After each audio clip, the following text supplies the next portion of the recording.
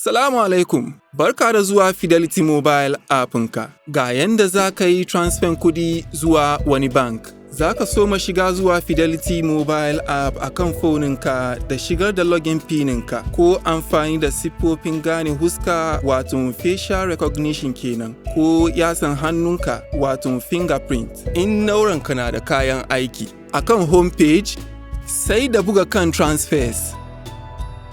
Buga kan Instant Pay-GIP. A kan Instant Pay page da ke biye, zabi Source Account wanda daga cikinta za a zare kuɗin. Sai ka zabi lambar accountin da za a tura kuɗin ciki. Za ka zabi bankin da za a tura kuɗin, wato Destination Bank kenan. Ka kara bayani na harakar, ka kuma zabi dalilin yin harakar. Ka tabbatar da sunan wanda zai karɓa tare da adadin kuɗin.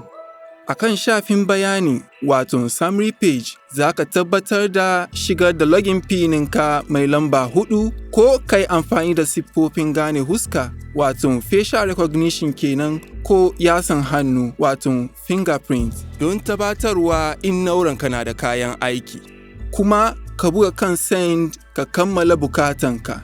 Za ka samu sanarwa da ke tabbatar da cewa harakanka ya yi nasara. Gwada waɗannan sauran siffofi a kan appinka kuma ka gan biyan bukatan banki a yatsunka. Na gode da zaɓen Fidelity Bank. In kana neman taimako, ga yanda za ka same mu. Fidelity Bank. Believe with us.